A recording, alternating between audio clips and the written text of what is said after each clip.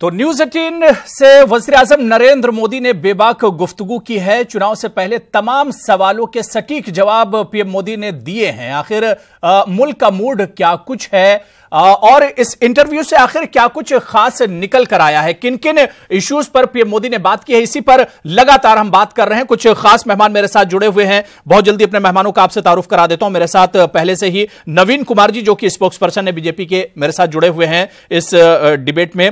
मौलाना Abdurrahman Abid साहब सदर हैं राब्ता काउंसिल की, वो भी मेरे साथ इस डिबेट में जुड़े हुए हैं। डॉक्टर एमएच खान साहब लीडर हैं बीएसपी के, वो भी मेरे साथ जुड़े हुए हैं। और इनके अलावा doctor Amit Singh political analyst हैं, सियासी तज्जिया निगार हैं, वो पहले से मेरे साथ इस डिबेट में जुड़े हुए हैं। अपने तमाम मेहमानों का बहुत इस्तकबाल करते हैं। कुछ देर में समाजवादी पार्टी और कांग्रेस के लीडर भी हमारे साथ इस डिबेट में जुड़ जाएंगे। सबसे पहले मैं एमएच खान साहब आपसे ही शुरुआत करना चाहूंगा कि देवबंद में जिस तरह से मायावती जी ने अपील की थी मुस्लिम वोटों को लेकर, उन्होंने कहा था कि वोट बंटने ना पाए वरना नुकसान होगा।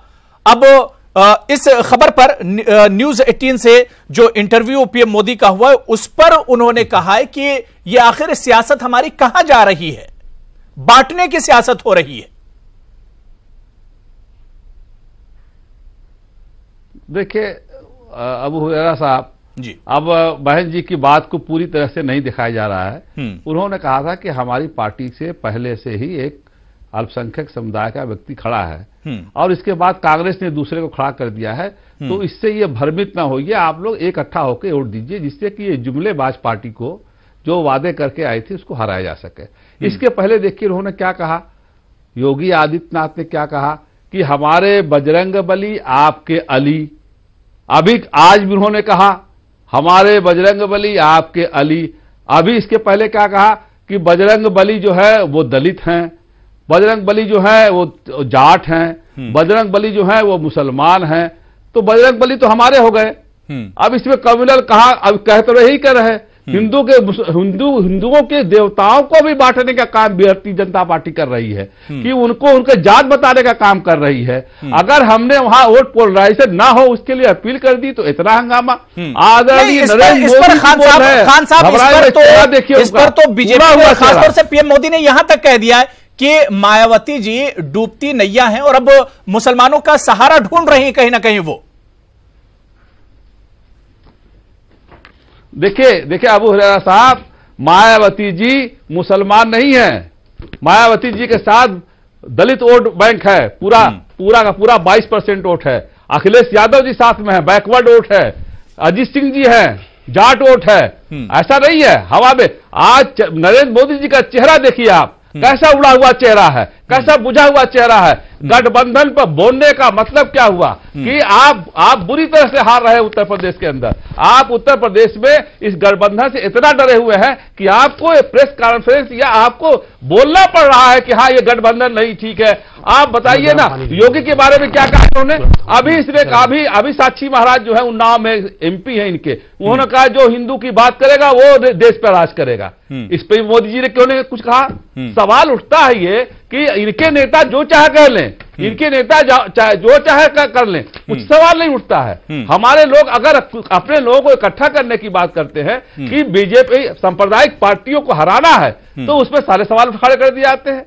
ये कहाँ की न्याय है, कहाँ की असलियत है ये तो कोई बात नहीं हुई ना। वोट है, वोट मांग रहा आदमी, वोट मांगने में कहां सांप्रदायिकता आ गई। बिल्कुल नहीं, इसी चर्चा को हम जारी रखेंगे, लेकिन हम आपको बता दें कि नेता ऐप के जरिए आज हमने यही सवाल उठाया है सर्वे में, और सर्वे भी हमने कराया है। हमारा सवाल नेता ऐप के जरिए यही था कि किसी खास मजहब के लिए वोट मांगना क्या ये कोड ऑफ कंडक्ट यानी ज़ाब्ते अखलाक की खिलाफ वर्जी है। हमारा आज का ये सवाल था।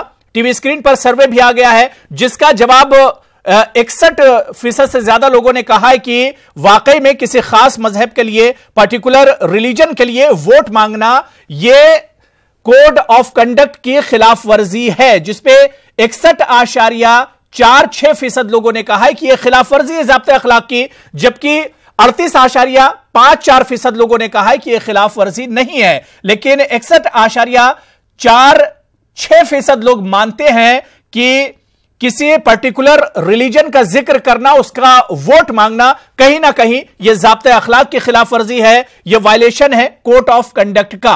इसी पर हम लगातार चर्चा कर रहे हैं क्योंकि न्यूज 18 से जो इंटरव्यू हुआ है उसमें भी पीएम मोदी ने यह बात रखी है। मैं नवीन जी आपके पास ही आना चाहूंगा। जिस तरह से एमएच खान साहब ने कहा कि ठीक है, मायावती जी की इस पूरी बात को गौर से सुना नहीं गया, और उन्होंने सवाल यह भी उठाया कि योगी जी का जो अब बयान आया है या साक्षी महाराज का जो बयान आया है, आखिर इन बयानों की चर्चा क्यों नहीं हो रही है? क्या यह बयान जो है यह कोड ऑफ कंडक्ट का वायलेशन नहीं है? अबू भाई अभी बोल रहे थे जो मित्र, मुझे मालूम नहीं, मैं वो बहुजन समाज पार्टी से ही होंगे जहां तक मैं समझता हूं। एमएच खान साहब है, लीडर हैं, सीनियर लीडर हैं बीएसपी के। सांप्रदायिक ताकतों को हराने के लिए जी बीएसपी के जी उन्होंने कहा सांप्रदायिक ताकत। आपने हमको सांप्रदायिक कहा क्योंकि हमने हिंदू की बात की, और ये मंच पे खड़े होकर के मुस्लिम की सारी वोट एक जगह कहें डालने की बात करें, ये सांप्रदायिक नहीं है। ऐसा कैसे हो सकता है? आप हमको सांप्रदायिक बता रहे हो और चार, जब आप हमारी तरफ उंगली उठा रहे हो तो चार उंगली आपकी तरफ है। सबसे बड़े सांप्रदायिक तो यही है। और दूसरी बात, दलित समाज का, वाल्मीकि समाज और मुस्लिम समाज कभी भी जीवन में उनका संबंध हो ही नहीं सकता, कभी नहीं हो सकता। और ये उनको भेड़ बकरी की तरह समझ रहे हैं कि हमारा तो वोट बैंक है, ये तो सारे जाट हैं, वो हमारे सारे वोट बैंक के, तो बकरी भेड़ बकरी है हमारे। क्या जाट भूल जाएंगे समाज के लोग कि चौधरी चरण सिंह जी का कांग्रेस और उनके साथियों ने किस प्रकार से अपमानित किया था, उनको कितना अपमानित किया था, कैसे प्रधानमंत्री पद बनाया और कैसे उनको हटा करके बाहर फेंक दिया? उनको भूल जाएंगे? आज आप कहेंगे कि नहीं हम उसके विरोध में। और पहली बात कि जाट केवल चौधरी अजीत सिंह है, डॉक्टर सत्यपाल सिंह जाट नहीं है।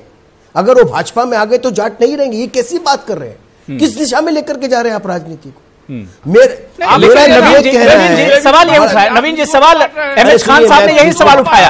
आपने तो हमको सांप्रदायिक बताया ना। की बात आप अब बड़ा अच्छा, तो आपसे पहले खान साहब अभी तो 1 घंटा पहले भी डिबेट हुई, बड़ी शालीनता से हुई, आप एक आदमी को लेकर चलने के बाद, और अब बड़ी शालीनता से उसमें आप नहीं थे, इसलिए आपने तो हमें सांप्रदायिक बताया ना। भाइयों को बांट रहे हैं। अरे भाई हमने हिंदू की बात करी, आपने तो मेरे को सांप्रदायिक बता दिया ना। भाइयों को बांटने की बात आप ये बताइए पहले कि आपने मुझे सांप्रदायिक बताया या गैर सांप्रदायिक? आप योगी जी जो कह रहे हैं उसका जवाब। अरे मेरी बात का जवाब दीजिए आप।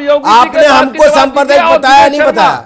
हमको सांप्रदायिक बताया आपने नहीं बताया? बेबी हैं। अरे सुनिए, आपकी बात हो, केजरीवाल साहब की बात हो, या फिर राहुल जी की बात हो, एक जैसी होती है, उसमें फालतू की बातें करने का उपयोग नहीं है। आपसे क्या बहस करें? लेकिन अबू भाई ये हमको सांप्रदायिक बताएंगे और खुद ये गैर सांप्रदायिक है, खुद ये बड़े ईमानदार है। अरे मायावती जैसे कोई दलित परिवार का जो प्राइमरी टीचर थी, आज 50,000 करोड़ की मालकिन हो रही है, ऐसे कोई और दलित हो जाते उस परिवार में, या गरीब दलित हो जाते तो क्या? अरे चाय वाला बंदी हो गया। क्या मुझे कोई दलित ऐसा परिवार बताइए, दलितों के लिए क्या उन्होंने सरकार में रखते? चाय वाला, अरे चाय वाला प्रधानमंत्री, उसका परिवार आज भी गरीब का गरीब है। आज भी उसका परिवार गरीब का गरीब है। उसका परिवार टीचर होना गुनाह, आज भी उसका परिवार गरीब गरीब है। और 10 लाख का सूट बेच करके नीलामी होने के बाद उससे आया हुआ पैसा वो गरीबों के लिए खर्च हुआ है। आपको जानकारी नहीं है? मुझे मायावती जी टीचर होना एक बार चप्पल पहन लेती है, दोबारा नहीं पहनती है। चाय वाला जो एक बार पर्स हाथ में ले लेती है, दोबारा पर्स हाथ में नहीं लेती है।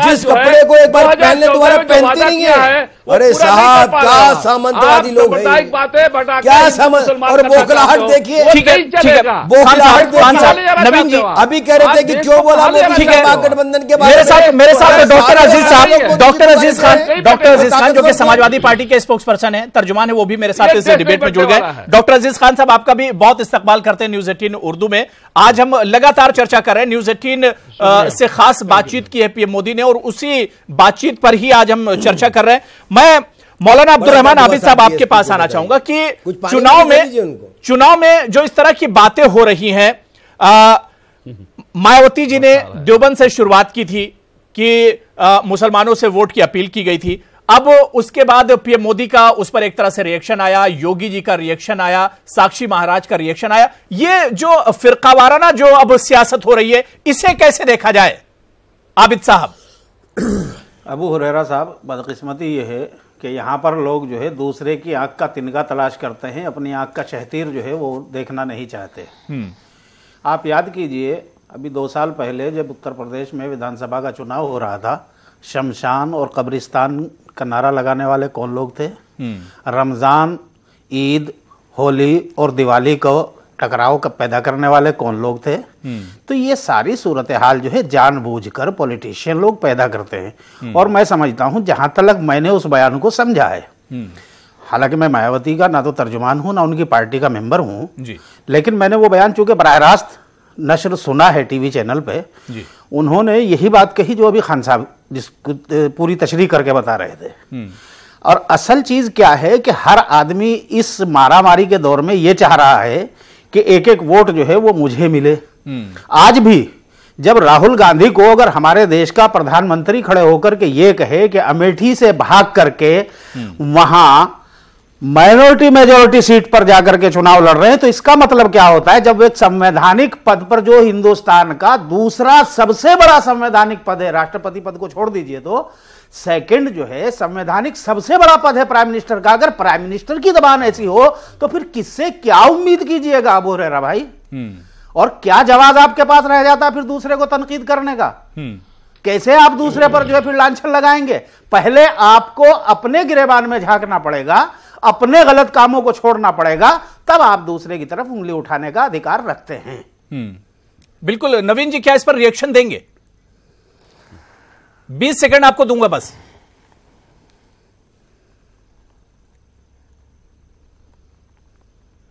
की आप बात कर रहे हैं, मैं डॉक्टर अजीज आ रहा हूं आपके पास भी जी। के खिलाफ बोला था क्या? और अगर बोला था 2014 में आपने नहीं, नवीन जी नहीं, देखिए 2014 की तो उन्होंने मिसाल दी, 2019 की बात कीजिए। 2019 में योगी जी क्या कहते हैं? मायावती जी के बयान के बाद योगी ने क्या कहा? ठीक है, मुसलमान मायावती को वोट दे दो और बाकी जो बचे हैं वो सब इधर आ जाएं। हम तो करेक्ट, बिल्कुल ठीक काबू भाई, हम तो 2019 की बात कर रहे हैं, लेकिन मौलाना साहब 2014 में चले गए थे और वो उससे और पीछे भी जा सकते थे, क्योंकि जहां उनको सेफ मिलेगा पैसेज वहीं जाएंगे। लगातार इस तरह की बयानबाजी होती है नवीन साहब, जब जब चुनाव आते हैं समाज को बांटने की कोशिश की जाती है। अल्पसंख्यक सीट पे चले गए, तो आप ये बताएं नवीन भाई, मौलाना साहब, मैं उसी सहारनपुर की मिसाल भी दे सकता हूं आपको कि जहां आपके टीवी कैमरे मुस्तकिल बुर्कापोश खवातीन को, दाढ़ी टोपी वाले मुसलमानों को साफ तौर पर यह कहते हुए सुनवाए जा रहे हैं कि हम बीजेपी को वोट देंगे, हम नरेंद्र मोदी को वोट देंगे, चाहे उनको आप जो है मैनेज करके ला रहे हैं या अनमैनेज करके ला रहे हैं, जैसे भी करके ला रहे हैं, लेकिन बहरहाल वो भी मुझे नहीं पता सीन है। देखिए, और आप यहाँ पर चैनल जो आपत्ति हुई है, मैंने मौलाना साहब मेरा ये कहना है कि तार्किक बात करें, वो इस बात पर उठाया है बात करें और अभी की बात करें, जो हमारे जिस विषय पे आए उसी की बात करेंगे तो बेहतर। आप कहां कहां कहते हैं ऐसे बहुत सारे एग्जाम जिसका सर पैर नहीं होगा, ऐसी बहुत सारी बातें होंगी जो आप बोल रहे हैं। आदमी मेरी बात सुन लीजिए, माइनॉरिटी में अरे मौलाना साहब आइए तो आप बोल लीजिए, मैं बोल देता, मैं चुप हो जाता हूं। इसका मतलब आप ही बोल लीजिए, आप इस देश में आपका ट्रम आया, आप बोले मैंने कुछ बोला क्या? ठीक है, क्यों शोर मचा रहे हो भैया? होना चाहिए आपकी बात समझ में जाएगी क्या? मैं 20 सेकंड आपको दे रहा हूं, बस जल्दी से जवाब दे दीजिए। इतना परेशान नहीं होना चाहिए। नहीं, मैं परेशान अरे मौलाना साहब इतने पीड़ित क्यों हैं? मेरी बात सुन लीजिए, मेरा ये आपके सवाल का ही जवाब दे रहा हूं। अरे साहब, आपकी परेशान, आपने सवाल के उसका जवाब तो ले लो, इतने परेशान क्यों? आपने कहा कि प्रधानमंत्री जी ने कहा कि राहुल गांधी जी चले गए एक अल्पसंख्यक सीट पर चुनाव लड़ने के लिए वायनाड में, तो क्या गलत कहा क्या? 70% अल्पसंख्यक है नहीं, ये बता दिया देश की जनता को, तो गलत कह दिया। और वहां पे जो झंडे लगे थे, क्या अमेठी में झंडे लगाएंगे कल? मैं यहाँ पर एक सवाल आपसे करूंगा नवीन जी, मुझे आप ये बताइए, क्या राज्य में जाएंगे आप किसी राज्य में जाएंगे तो टोपी ऊपर करेंगे, और आप लोगों को, और किसी राज्य में बताई जाते थे तो कहते कैथोलिक क्रिश्चियन के आधार पर एक एक करके बात कीजिए। वो इस देश के नागरिक नहीं है क्या? अरे मौलाना साहब, अगर वो इस देश के नागरिक हैं और इस देश के बराबर के वोटर हैं, तो फिर वो चाहे केरला में हो या अमेठी में हो, फिर आप उसके ठीक है, मैं पल्लवी शर्मा को भी जोड़ लेता हूं डिबेट में। मेरे साथ पल्लवी शर्मा जो कि स्पोक्स पर्सन है कांग्रेस की, वो भी जुड़ गई हैं। पल्लवी शर्मा, मैं आपको इस्तेमाल करता हूं, क्या उनको कहा जाए, नहीं कहा जाए, कहिए कि नवीन जी बात हो गई, नवीन जी बात हो गई। डॉक्टर अजीज खान, मैं आपके पास आ रहा हूं। डॉक्टर अजीज खान, और माइनॉरिटी करके आबिद साहब बात हो गई, चुनाव कराना चाहते हैं। अब्दुल रहमान आबिद साहब बात आपकी पूरी हो गई, कंप्लीट हो गई बात। मायावती जी बोल रही हैं। ठीक है नवीन जी, बात हो गई, अब थोड़ा सुन लीजिए नवीन जी, सुन लीजिए थोड़ा सा। दिग्विजय सिंह जी बोल रहे हैं, वीडियो है उनका। नवीन जी सुन लीजिए, नवीन जी सुन लीजिए थोड़ा सा। आबिद साहब सुन लीजिए, मैं फिर आऊंगा आप लोगों के पास। मैं डॉक्टर अजीज आपके पास आना चाहूंगा कि चुनाव में जो इस तरह की भाषा होती है और इस तरह से समाज को जो बांटने की कोशिश की जाती, क्या वाकई में समाज का नुकसान नहीं होता इस तरह की भाषा से, या इस तरह से अलग अलग रिलीजन को बांटना, अलग अलग जात पात को बांटना, नुकसान समाज का ही नुकसान होता है? डॉक्टर अजीज देखिए अबू भाई, ये समाज का नुकसान होता, उसी पे एक शेर है और मैं इस वक्त मौका मैं समझता हूं, मुझे लग रहा है कहना भी चाहिए जी कि अंधेरी रात नाम नहीं लेती है ढलने का, यही तो वक्त है सूरज तेरे निकलने का। क्या बात, कहीं कहीं हम सबको समंदर बहा के ना ले जाए, ये खेल खत्म करो कश्तियां बदलने का। अभी देखिए एडीआर के मुताबिक 2014 से लेके अब तक 44 नेताओं ने 124 बार हेट स्पीच दिया है। और आप देख रहे हैं कि 2014 से अब तक आप रिकॉर्ड अगर देखें यूपीए 2 से और अब तक का, आप देखें 500% हेट स्पीच बढ़ा है। क्या वजह है? जब चुनाव हुआ है 2014 से अब तक लगातार हेट स्पीच इनके तमाम बीजेपी के नेताओं ने तमाम तरीके का हेट स्पीच दिया है और देश को गुमराह करने की कोशिश की है। एक बात मुझे अफसोस इस बात का हो रहा है कि आज देश का जो सबसे बड़ा पद है, जो सबसे बड़े पद पर बैठा शख्स, संवैधानिक पद पर बैठा शख्स, आज वो डरा हुआ है। उसने 5 साल में कोई काम नहीं किया है, बड़े बड़े वायदे किए थे, घबरा गया है। आप देखिए आज एक इंटरव्यू आपके चैनल पे आ रहा था, मैंने देखा साहब वो शख्स वायनाड की बात कर रहा है, हिंदू मुसलमान की बात कर रहा है, वो अपने विकास की समीक्षा नहीं कर रहा है, वो जो वादे किए थे उसकी समीक्षा नहीं कर रहा है। वो क्या बात कर रहा है कि साहब वो मुसलमान से कहा, वो साहब हिंदू से कहा। अरे साहब आप देश के सर्वोच्च पद पर बैठे हैं, आप हिंदू और मुसलमान की बात कह करके इस देश को कहीं ना कहीं बहुत पीछे ले जा रहे हैं। पहली बात, अगर वाकई में आपको समीक्षा करना है तो आपको साक्षी महाराज की बात पर भी समीक्षा करनी चाहिए, योगी आदित्यनाथ जी के बात पर समीक्षा करनी चाहिए। मेरे साथ मैं आपको बताना चाहता हूं अबू भाई कि तमाम इनके ऐसे नेता हैं, गिरिराज सिंह, जो ऐसी बात कहते थे शायद कि वो आप दोबारा हम टेलीविजन पर रिपीट नहीं कर सकते।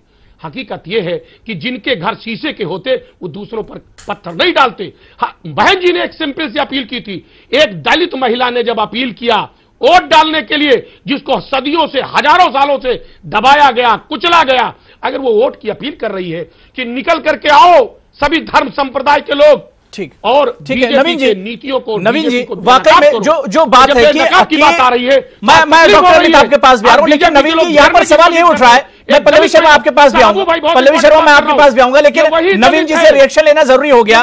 नवीन जी अगर पीएम, बिल्कुल बिल्कुल बीजेपी सवाल अगर उठा रही तो अच्छी बात है, पीएम मोदी जी अगर सवाल उठा रहे मायावती जी के बयान पर तो अच्छी बात है, लेकिन यहाँ पर जिम्मेदारी ये भी बनती है कि अगर अपनी पार्टी का कोई लीडर इस तरह का बयान देता है तो उस पर भी सख्ती की जानी चाहिए। अबू भाई, समाजवादी पार्टी के नेता, मेरी बात सुनिए, समाजवादी पार्टी के मेरे मित्र अभी जो हैं यहां पर बड़ी जोर जोर से चिल्ला करके बोल रहे हैं, तो हाँ सुन लीजिए, बड़े जोर जोर से चिल्ला करके कह रहे हैं दलित महिला ने, अरे जब आपका मैनिफेस्टो आया आपने बताया कि कश्मीर की 5 लाख दलित परिवार को, वाल्मीकि परिवार, वोट डालने का अधिकार नहीं दे रखा। कांग्रेस और यूपी की सरकार ने जो तय किया था, आप भी उसमें शामिल थे, आपने नहीं बोला उनके लिए, क्या वो दलित नहीं है? क्या, किसकी बात कर रहे हैं आप? दूसरी बात, मायावती जी ने कहा कि भाई आप जो है केवल मुस्लिमों को वोट बंटना नहीं चाहिए, आपको चाहिए, तो वो सही है, दूसरा कहे तो गलत है। और तीसरी बात, अजीज साहब आपने 37 सीटों का मैनिफेस्टो जारी किया है, आपके सहयोगी मायावती जी उस मैनिफेस्टो जारी करने में शामिल तक नहीं हुई, और आप यहां आकर के कह रहे हैं कि हम जो है देश के अंदर नैरेटिव पैदा कर रहे हैं। किस मुंह से बोल रहे हैं आप?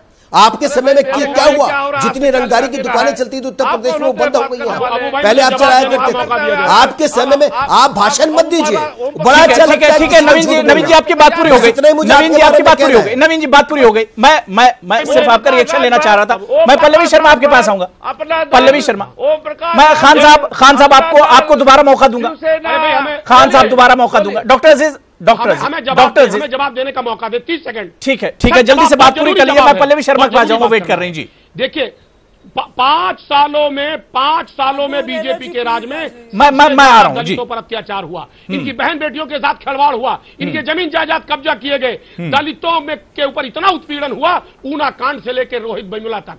सवाल इस बात, अरे सबसे ज्यादा दलितों पर हमले तब हुए जब मायावती जी सरकार में थी, जानकारी है आपको?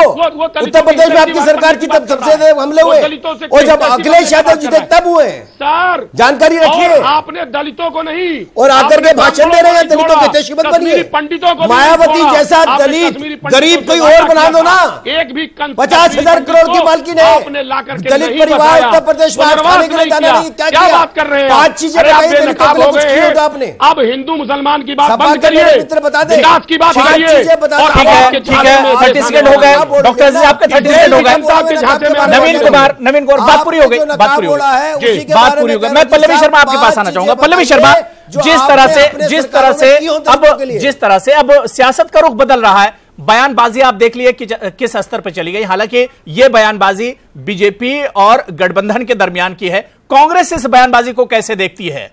क्योंकि एक बयान मायावती जी ने दिया हिंदू मुसलमान को लेकर, दूसरी तरफ बीजेपी ने उस पर बौछार कर दिया है।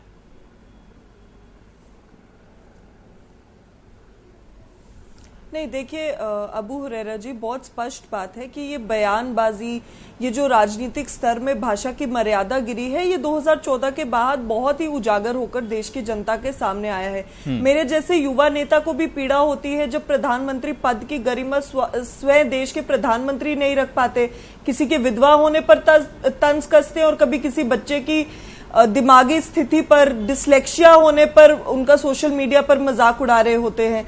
तो मैं मानती हूं ये जो स्तर गिरा है, आज अगर हम बोले कि भाजपा के नेताओं के खिलाफ कार्रवाई होनी चाहिए, कि श्रीमती प्रियंका गांधी वाड्रा जी के खिलाफ किस प्रकार की अभद्र टिप्पणी की गई भाजपा के नेताओं द्वारा, तो हम किससे ये गुहार लगाए कि भाई आप एक्शन लीजिए, जब प्रधानमंत्री स्वयं अपनी भाषा पे कोई मर्यादा नहीं रख पाते, भाषा की कोई सीमा नहीं रख पाते, ना महिलाओं का सम्मान कर पाते हैं अपनी भाषा में, ना गरीबों, दलितों, पिछड़ों के लिए कुछ अच्छा बोल पाते हैं, उल्टा इस देश को बांटने में लगे हैं। आज एक बात स्पष्ट हो गई है इस देश की जनता के सामने कि नरेंद्र मोदी जी की जो कायरता है, जिस तरह वो बौखलाए हुए हैं, बिल्कुल डगमगा गई है उनकी राजनीति। 2014 में कितने बड़े बड़े वादे लेके छाती पीटकर बोलते थे, सबका साथ सबका विकास, न खाऊंगा न खाने दूंगा, कितने बड़े वादे किए। आज 2019 में जब दोबारा 5 साल उनके पूरे हो गए, क्यों नहीं देश की जनता के सामने कहते और जाते और कहते ये लीजिए, ये मेरा रिपोर्ट कार्ड है, आपने मुझ पर बहुत भरोसा करके इस देश की जनता ने मुझे प्रधानमंत्री के पद पर बिठाया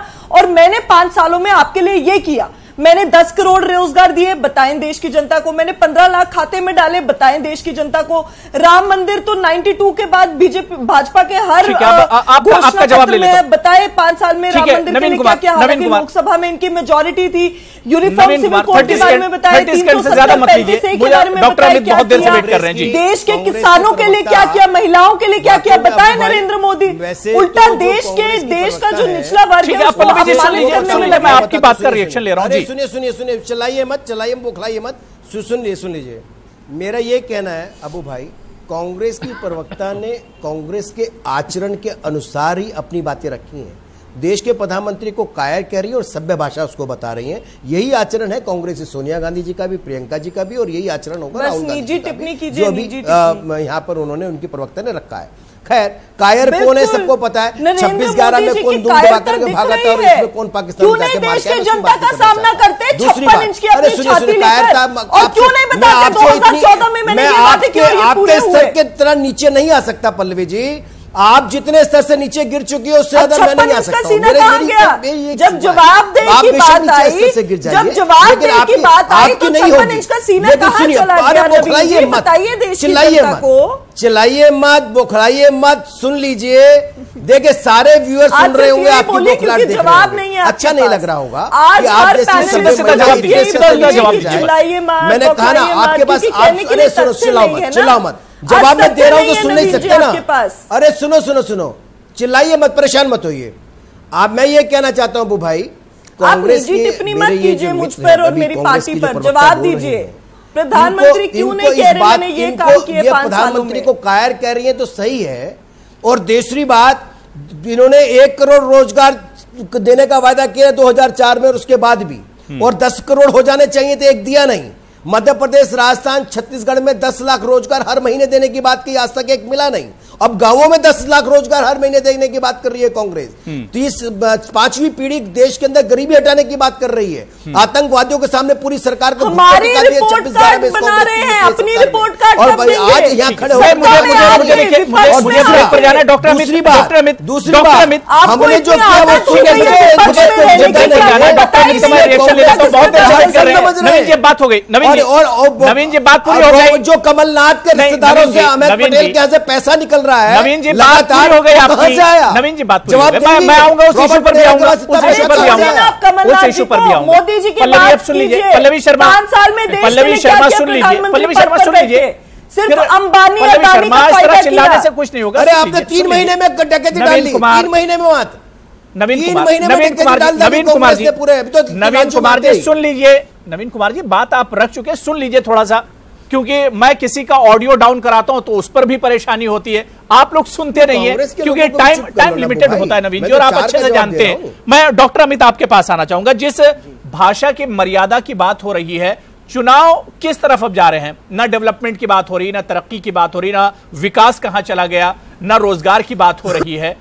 अब जो चुनाव का रुख है, इसे कैसे आप देखते हैं डॉक्टर अमित? देखिए, मैं सबसे पहले जिस मुद्दे पे हम लोग बात कर रहे थे और बाकी सारे पैनलिस्टों ने भी अपनी राय रखी, तो मैं ये बोलना चाहूंगा क्योंकि मायावती जी ने जो बयान दिए वो दुर्भाग्यपूर्ण है, और भारतीय राजनीति में इस तरह की चीजें पहले भी होती आई हैं और लोगों को बस बहाना चाहिए क्रिया की प्रतिक्रिया देने के लिए। आजादी से लेके आज तक कहीं ना कहीं हर सरकारों ने हिंदुओं और मुसलमानों को आपस में बांटा है।